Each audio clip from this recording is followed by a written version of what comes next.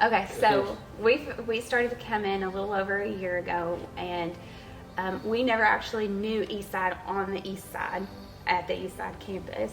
We came when it was at Eastside was at Rocking Chair, and at that time we came right before COVID hit, and then we were just months, I think, and then it shut down. And then when we were back on campus, it was still at Rocking Chair. So that's where we started going, and we were chasing kids going to the Impact, and then doing small groups at Jason and Paige's house, and then going to get the little one, our little kiddo, at Rocking Chair. So we were all over town there for a little while, but we kept coming back, I guess, and we enjoyed it. One thing that we've talked about is that just from the very moment we've started coming, we've felt a sense of belonging, and that you kind of talked to that. Yes, no, it just from the very beginning, I just it seemed like a really safe place and very welcoming, and there was like you felt like we had been going to church here for our entire life when we first showed up, and that was very impactful to me of how comfortable everyone made us feel here, and welcomed, and immediately just allowed to be thrown in here to help with this or to do that, and ask and appreciated to do all that stuff. And to me, that was just I knew that this was the right place as soon as that I felt that feeling, and with that, I now that both of our entire families, our sisters, and their families and our parents, they all come here, and I believe it was from that for me to tell them how welcoming this place is, and they came to visit with us and felt the same thing, and I just felt like that was it. That was something that just our family very appreciated very much with that.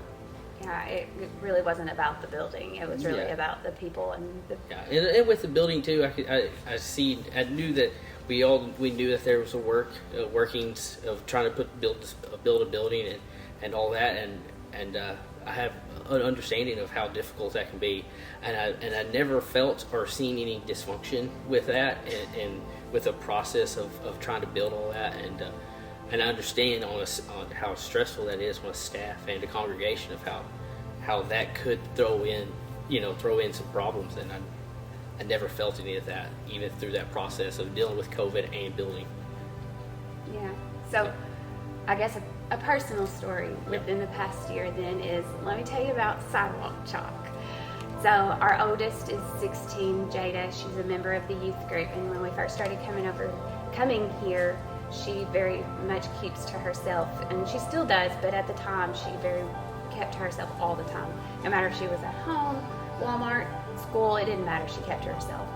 And she did that here as well, as coming and joining the church and becoming involved in the church. She kept her to herself. But Packy brought out some Sidewalk Chalk one night, and that had just sparked her interest. And so she loves to draw. She's very creative, and she started doing those things at the Impact Center, and drawing all over the concrete and the asphalt, all over everything, and that started sparking some conversations with the other girls her age at that time, and the youth there. So that then started cultivating her friendships that she still has to this day, and the friendships have blossomed. She's going to sleepovers, she's engaging in conversations, all because of Sidewalk Chalk.